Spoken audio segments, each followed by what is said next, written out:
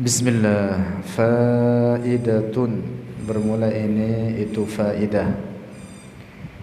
Kullu aslafihi, betul, halaman 50. Bait 341 dari atasnya, dari baitnya. Bismillah. Abuhu Abdullah Abdul Muttalib. Qala al-muallif rahimahullah ta'ala, Abuhu Abdullah Abdul Muttalib wa Hashimun Abdu Manafin yantasib. Abuhu, bermula ayahnya Rasulullah, Abdullah itu Abdullah, Abdul Muttalib putra Abdul Muttalib, wa Hashimun dan Hashim, Abdu Manafin dan Abdu Manaf, putra Abdu Manaf, yantasib bernasab oleh Rasulullah. Asyarhu sayyiduna wa nabiyyuna Muhammadun, sayyiduna pemimpin kita, wa nabiyyuna dan nabi kita, huwa, bermula dia sayyiduna Muhammadun itu Muhammad ibnu Abdullah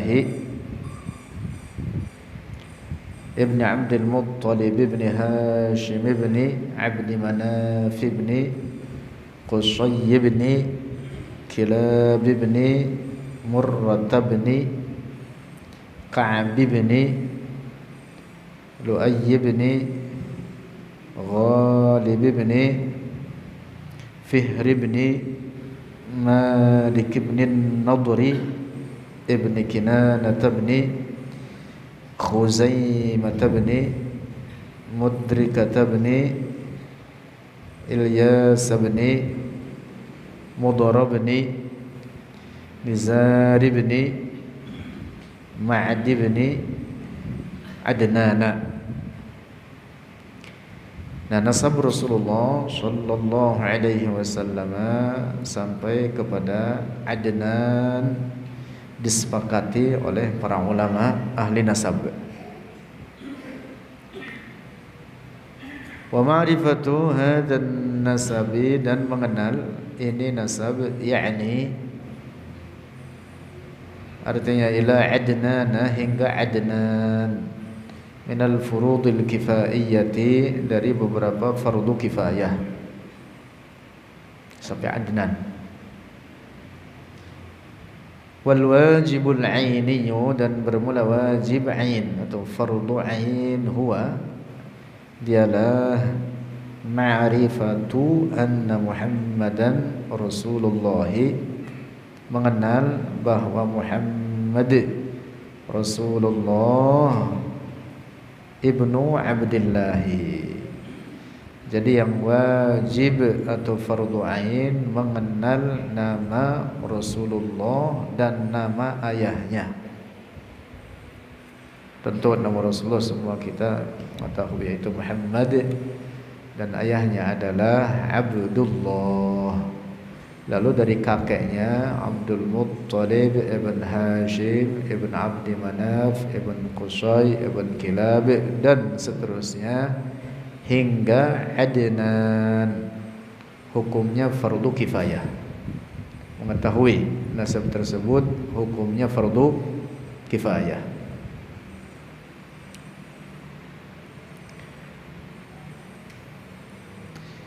Dan nasab Rasulullah hingga Adnan disepakati oleh para ahli nasab. Adapun dari Adnan ke atas yang bersambung kepada Nabi Ismail ibn Ibrahim alaihi wassalam, ada beberapa pendapat para ulama terkait itu. Kemudian tambahan sedikit, juga ada beberapa perkara yang wajib diyakini terkait meyakini kerasulan Nabi Muhammad sallallahu alaihi wasallam. Di antaranya bahwa Rasulullah dilahirkan di Makkah. Wajib kita yakini demikian adanya. Hijrahnya ke Madinah. Hijrahnya ke Madinah. Diangkat menjadi nabi dan rasul di Mekah pada umur 40 tahun.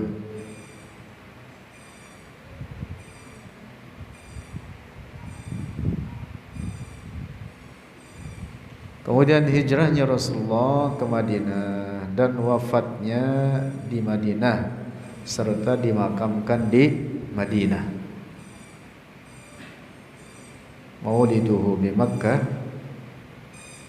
bi Makkatil Aminah, wafatuhu bi Thayyibatil Madinah. Nanti akan disebutkan pada bait berikutnya. Yang sekarang makam Rasulullah sallallahu alaihi wasallam itu adalah dahulu rumahnya Rasulullah bersama As-Sayyidah Aisyah,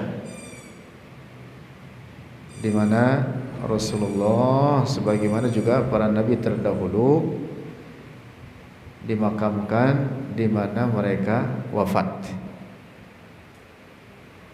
Demikian disebutkan dalam hadis Rasulullah, al-anbiya'u yudfanuna haitsu yamutu. Para nabi dimakamkan di mana mereka wafat. Rasulullah sallallahu alaihi wasallam wafat di rumah beliau, di kamar beliau bersama Sayyidah Aisyah. Maka Rasulullah dimakamkan di ruangan mulia tersebut, rumahnya Rasulullah dan kamarnya Rasulullah sallallahu alaihi wasallam.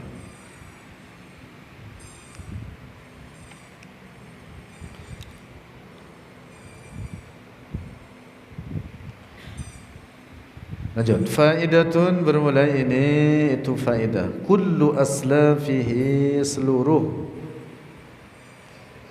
moyang-moyang Rasulullah, orang-orang terdahulu Rasulullah, artinya moyang-moyangnya Rasulullah sallallahu alaihi wasallam min ahlil jannah. Ingat-ingat ini. Semua moyang Rasulullah sampai kepada Nabi Adam alaihi salam, semua mereka min ahlil jannah, penghuni surga. Tidak ada dari mereka yang wafat dalam keadaan kafir. Ingat-ingat ini.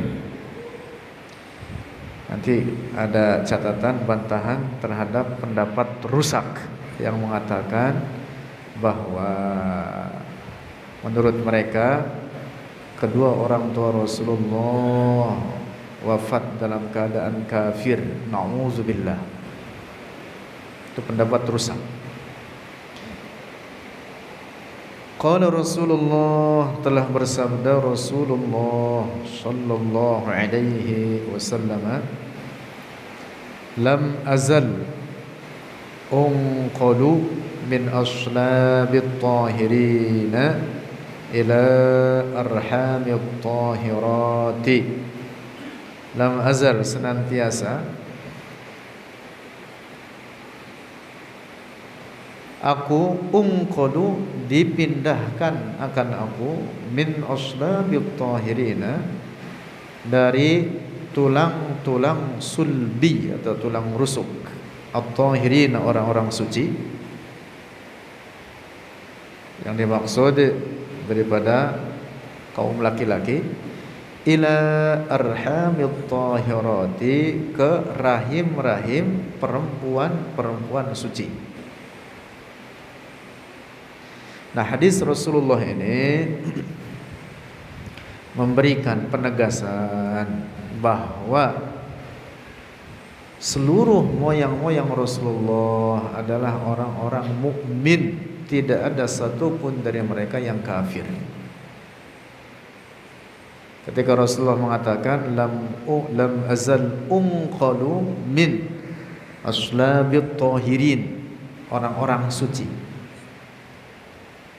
Tentu yang dimaksud adalah orang-orang mukmin. Karena kalau tidak mukmin, kafir atau musyrik, oleh Allah disebut dengan najas. Innamal musyrikuna najas. Kemudian wanita-wanita atau kaum perempuan yang menjadi moyang-moyang Rasulullah, yang menurunkan Rasulullah turun-temurun hingga sampai kepada As-Sayyidah Aminah Az-Zuhriyah. As-Sayyidah Aminah Az-Zuhriyah. Az-Zuhriyah itu dari Bani Zuhrah, kabilahnya Az-Zuhriyah. Kalau laki-laki disebut dengan Az-Zuhri, itu berarti dari Bani Zuhrah. Semua moyang-moyang Rasulullah dari kalangan perempuan, wanita-wanita, turun-temurun ke bawah hingga sampai kepada rahim ibunda Rasulullah Sayyidah Aminah. Semua itu adalah orang-orang suci. Rahim-rahim mereka adalah rahim-rahim yang suci. Mereka semua adalah perempuan-perempuan beriman,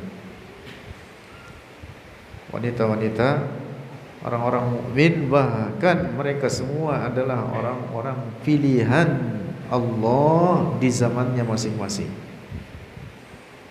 Orang-orang yang dipilih oleh Allah, orang-orang suci. Itulah Rasulullah mengatakan aslab at-tahirin ila arham at-tahirat, lam azal unqalu min aslab at-tahirin ila arham at-tahirat.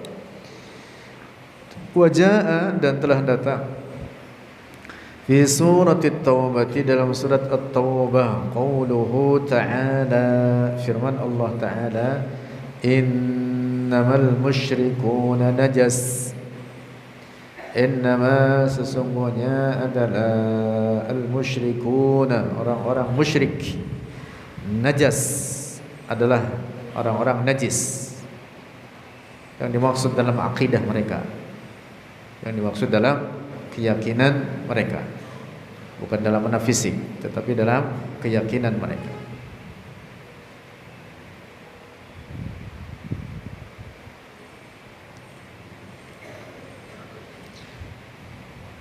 Falau kana salafuhu al-karimu, maka apabila ada moyang-moyang Rasulullah Al-Karim yang mulia, ala ghairi dinit tauhid, atas bukan agama tauhid, kalau bukan orang-orang mukmin, lamma kharaja, tidaklah keluar, minal famish syarifi, dari mulut yang mulia, yaitu mulut Rasulullah, alladzi la yantiqu 'anil hawa, yang tidak berbicara oleh mulut Rasulullah dari hawa nafsu. Wasfahum bit-taharati, akan mensifati mereka, aslaf, moyang-moyangnya Rasulullah, bit-taharati, dengan kesucian. Yang dimaksud dalam hadis Rasulullah itu tadi, seandainya ada di antara moyang-moyang Rasulullah sebagai orang-orang musyrik, maka tentu Rasulullah tidak akan mengatakan lam azal unqalu min aslabit tahirina ila arhamit tahirat. Rasulullah tidak akan mengatakan begitu kalau ada daripada moyang-moyangnya yang kafir kepada Allah. Mengapa? Oleh karena Rasulullah manusia suci, diturunkan dari moyang-moyang yang suci, orang-orang mukmin, orang-orang saleh, orang-orang terbaik. Itulah makna hadis Rasulullah. Nah, lalu Allah Subhanahu wa taala menyebut orang-orang musyrik sebagai najas. Nah, kalau di antara moyang-moyang Rasulullah ada yang musyrik, maka berarti masuk dalam makna ayat ini, innamal musyrikuuna najas, dan itu bertentangan dengan hadis Rasulullah itu tadi. Bahkan dalam ayat ini Allah menyebutkan dengan namanya adatul hasr. Innama itu namanya adatul hasr, untuk menetapkan betul-betul. Innanya itu ya huruf taukid namanya, sekaligus ada tambahan ma untuk memberikan pemahaman, innama untuk memberikan pemahaman betul-betul bahwa orang-orang musyrik itu sebagai orang-orang najis dalam akidah mereka. Wangzur, dan lihatlah, ila adabi Rasulillah, kepada adab Rasulullah sallallahu alaihi wasallam ar-rafi'i, yang tinggi, wa khuluqihi, dan akhlaknya Rasulullah al-azimi, yang agung. Fil hadisi, dalam hadis, alladzi rawahu, yang telah meriwayatkannya akan al-hadis Ma'mar ibn Rashid, oleh Ma'mar ibn Rashid, an Sabitin, dari Sabit, dari Imam Sabit Al-Bunani, an Anasin, dari Anas ibn Malik, sahabat Rasulullah, bahkan juga sepupuhnya, misannya, ya sepupu atau misannya Rasulullah sallallahu alaihi wasallam. Anna Rasulullah, sesungguhnya Rasulullah sallallahu alaihi wasallam, ja'ahu, telah mendatangi akan Rasulullah, rajulun, oleh seseorang.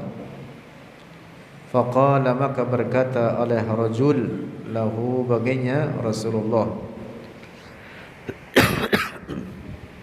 ya Rasulullah, wahai Rasulullah, aina abi, di manakah ayahku? Di manakah ayahku? Ayah sahabat Rasulullah ini adalah orang-orang yang hidup di zaman jahiliyah, di antara mereka yang menyembah berhala.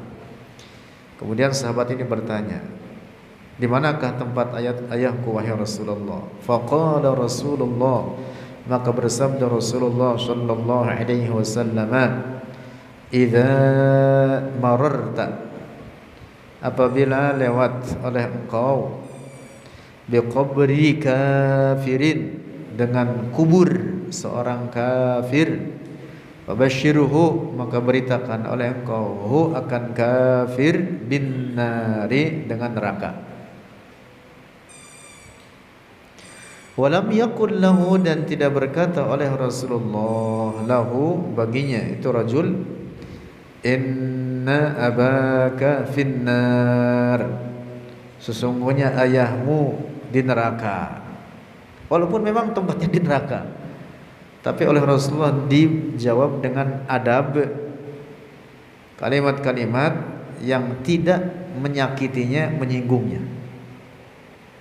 Sehingga oleh Rasulullah dijawab dengan apa? Dengan kalimat yang menyeluruh. Idza mararta biqabri kafirin fabashshirhu binnar. Dimanapun kamu ketemu kuburan orang kafir, beritakan kepada dia bahwa tempatnya engkau di neraka, kepada orang yang ada di dalam kubur tersebut. Tidak mengkhususkan penyebutannya terhadap orang tua sahabat tersebut sendiri, tapi oleh Rasulullah dijawab secara umum, menyeluruh. Idza mararta biqabri kafirin fabashshirhu binnar.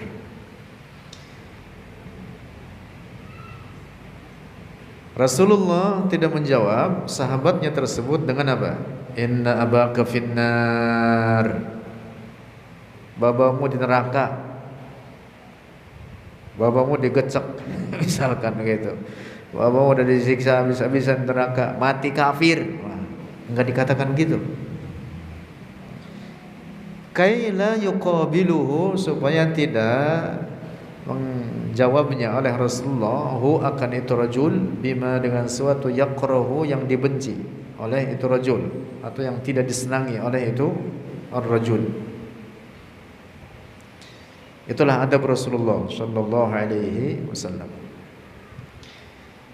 Wa Ma'mar, dan Ma'mar rawi al-hadis al-madhkuri, perawi hadis tersebut, ittafaqa al-Bukhari wa Muslimun, telah sepakat oleh Imam Al-Bukhari dan Imam Muslim ala takhriji lahu, di atas meriwayatkan lahu baginya Ma'mar. Mentakhrij artinya meriwayatkan hadisnya. Artinya Ma'mar Ibn Rashid ini di antara orang yang dipercaya dalam periwayatan hadisnya, disepakati oleh Imam Bukhari dan Imam Muslim.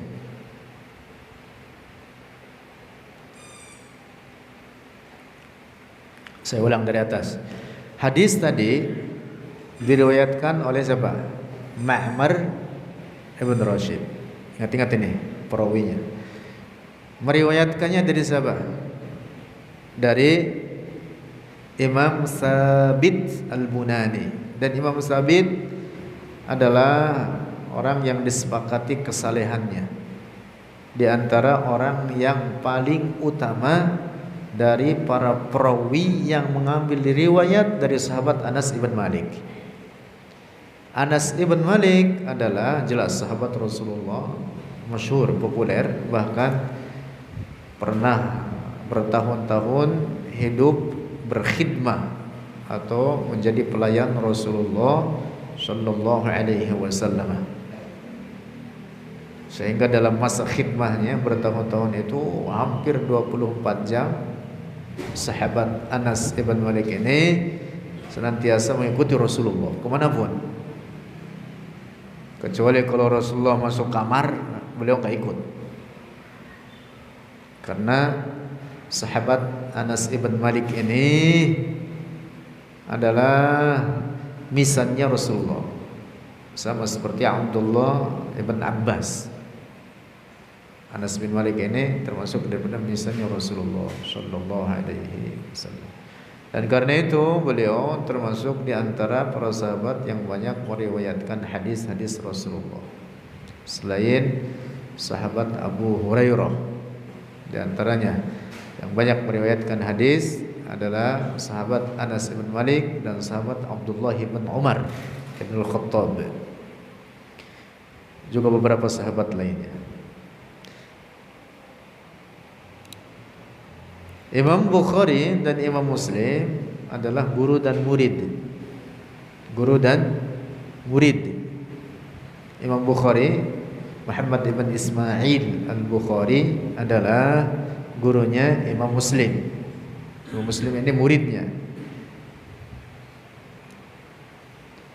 Muslim ibn Hajjaj An-Naisaburi. Dua-duanya adalah ulama besar, ahli hadis terkemuka. Karya kitab keduanya yaitu yang disebut dengan Sahih Al-Bukhari dan Sahih Muslim adalah kitab yang disepakati kesahihannya oleh seluruh umat Islam. Terutama Sahih Al-Bukhari yang disebut oleh para ulama as-sahhu kitabin ba'dal Qur'an, adalah kitab yang paling sahih setelah Al-Qur'an. Sahih Al-Bukhari isinya hadis-hadis Rasulullah sallallahu alaihi wasallam. Imam Muslim pun demikian. Juga ulama terkemuka, ahli hadis terkemuka. Nah, Imam Bukhari dan Imam Muslim sepakat mengambil riwayat Ma'mar, sehingga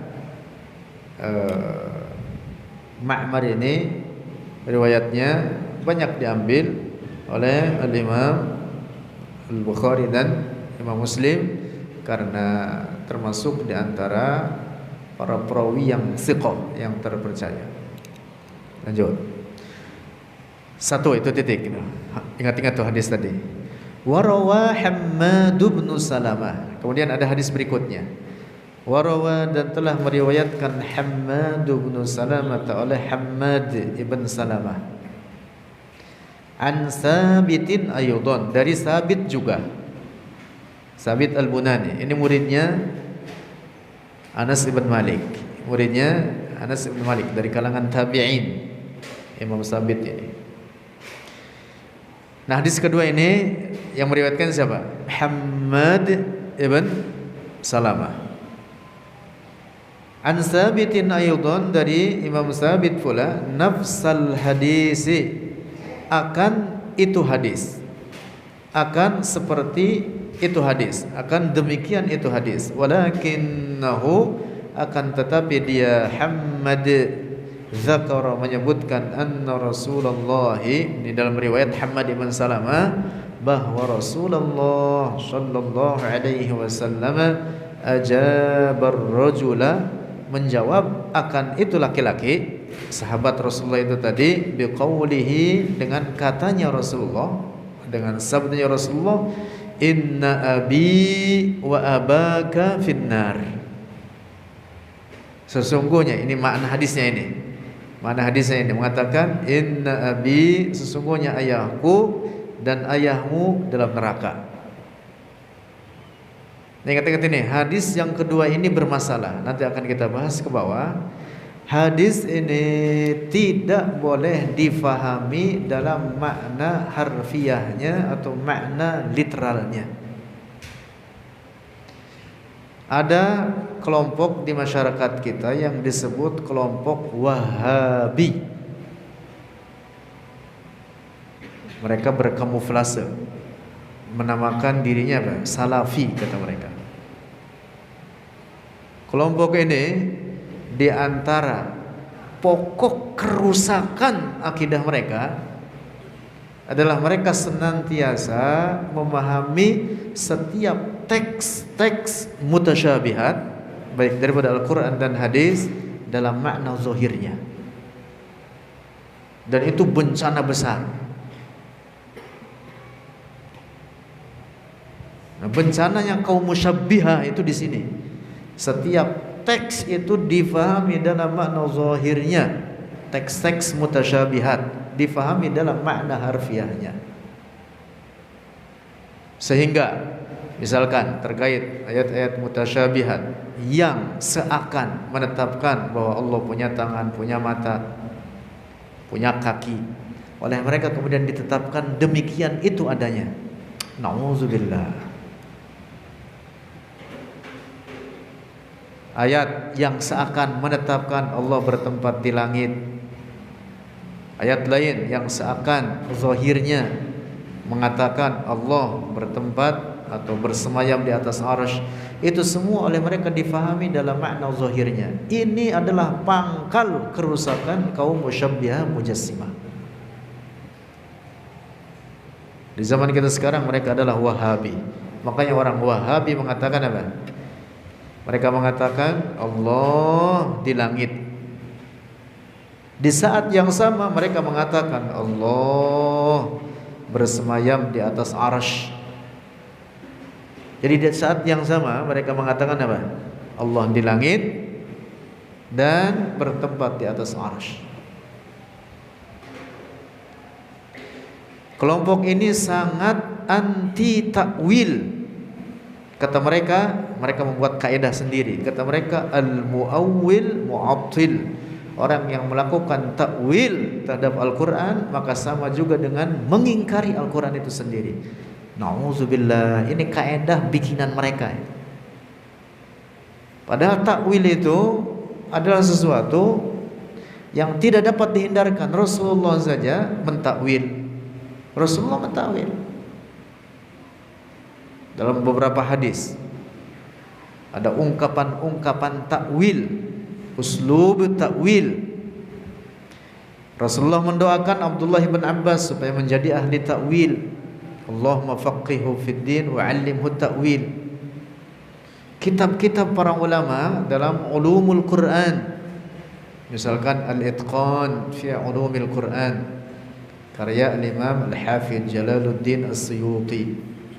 Al-Burhan fi Ulumil Quran karya Al-Imam Badruddin Az-Zarkashi dan lain sebagainya. Kitab-kitab Ulumul Quran mesti di dalamnya ada pembahasan tentang metode takwil. Kembali lagi, kelompok Wahabi ini memahami hadis riwayat Hammad ibn Salamah yang ini diriwayatkan oleh Imam Muslim dalam makna zahirnya. Ketika Rasulullah mengatakan kepada laki-laki tersebut, ketika laki-laki itu mengatakan atau bertanya kepada Rasulullah, "Ya Rasulullah, aina abi?" Riwayat Imam Muslim mengatakan, Rasulullah menjawab, "Inna abi wa abaka finnar." Ayahku dan ayahmu neraka. Oleh orang Wahabi kemudian dikatakan orang tua Rasulullah kafir. Nauzubillah, nauzubillah. Itu menyakiti Rasulullah. Menyakiti Rasulullah. Lebih parah lagi orang-orang Wahabi di mana majlis mereka berkuar-kuar mengungkapkan ini. Kedua orang tua Rasulullah mati kafir. Seakan-akan ini menjadi bagian dari cara beragama mereka, mencaci maki ayahanda Rasulullah. Juga ibunda Rasulullah oleh mereka dikafirkan. Nauzubillah, nauzubillah. Lanjut, kita bahas ini. Cuman ini enggak cukup dengan waktunya udah Isya. Kita bersambung insyaallah. Wa Hammad hadza, dan Hammad ini yang hadis yang kedua. Hammad ibn Salamah tukullima fi hifzihi, dikritik. Tukullima fi hifzihi artinya tukullima artinya dikritik atau dibicarakan oleh para ulama atau dipertentangkan oleh para ulama dalam hafalannya.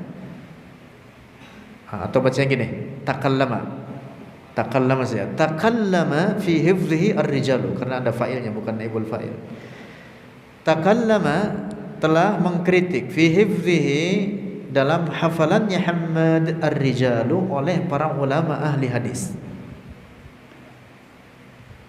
Wa kana, dan adalah Hammad ibn Salamah yuhaddisu, meriwayatkan hadis bimanakira, dengan hadis-hadis mungkar. Apa hadis mungkar itu? Hadis mungkar itu termasuk di antara varian atau macam hadis dhaif.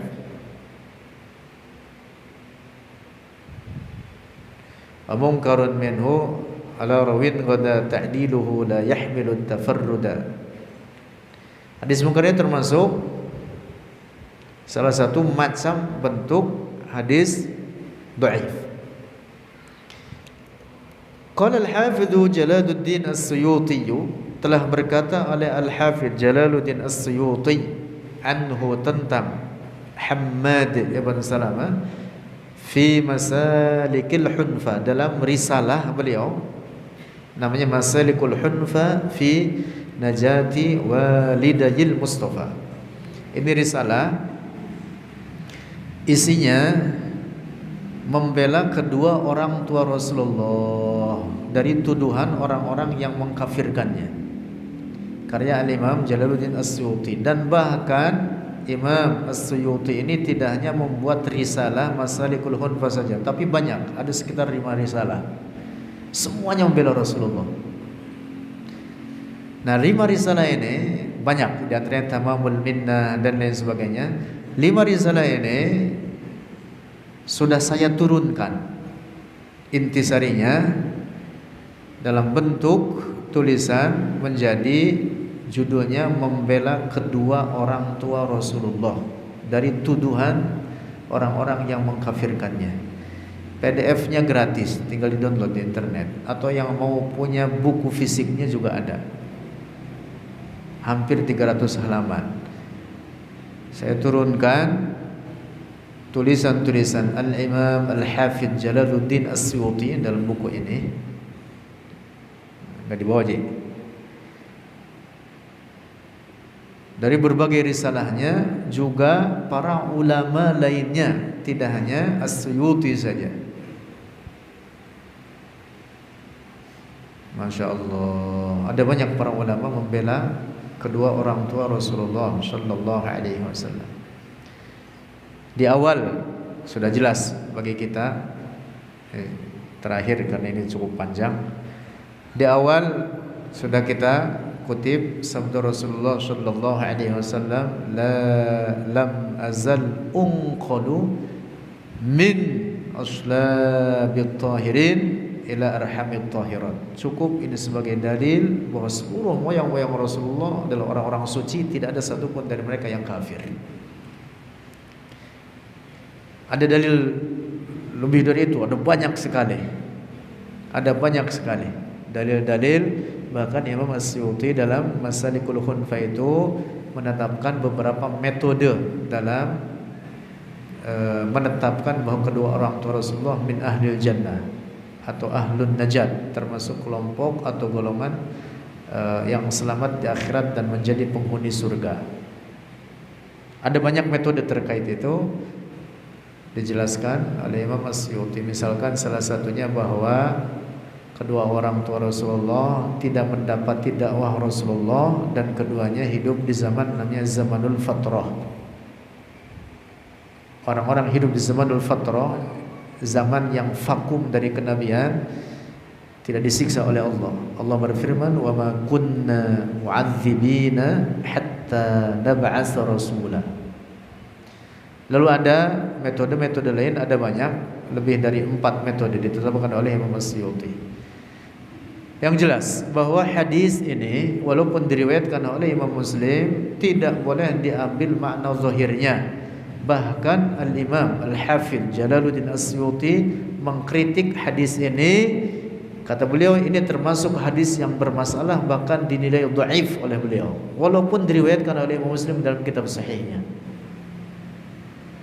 Yang kritik bukan saya, tapi imam hadis, ahli hadis sekelas Al-Imam As-Suyuti, sekelas dengan Imam Muslim, para ulama ahli hadis, atau bahkan Imam Suyuti bisa jadi lebih daripada Imam Muslim, karena Imam Suyuti ini dari segi keilmuan telah mencapai derajat mujtahid mutlak, sekelas dengan Al-Imam Syafi'i, Al-Imam Abu Hanifah, Imam Ahmad ibn Hanbal, Imam Malik ibn Anas. Hanya saja beliau tidak membuat mazhab baru. Imam As-Suyuti tetap ikut dalam mazhab Syafi'i. Tapi dari segi keilmuan beliau mengatakan, saya telah terpenuhi pada diri saya, dan beliau mengatakan ini tahaddusan bi ni'matillah, karena beliau memang sangat alim. Umur 9 tahun hafal Quran, belum hadis-hadis, makanya beliau disebut dengan hafiz hadis. Semua fan atau semua bidang ilmu beliau ahli di dalamnya. Beliau mengatakan, pada diri saya telah terpenuhi alat-alat untuk berijtihad. Dan memang beliau telah mencapai derajat mujtahid. Nah, Imam As-Suyuti mengatakan hadis sabda Rasulullah yang mengatakan inna abi wa abaka finnar dinilai dhaif. Menyalahi beberapa teks Al-Quran, menyalahi hadis-hadis Rasulullah yang lain, termasuk tadi salah satunya sabda Rasulullah, lam azal unqalu min aslabit tahirin ila arhamit tahirat. Juga beberapa hadis lainnya ada banyak. Wallahu a'lam bishawab. Insyaallah kita lebih detail minggu depan.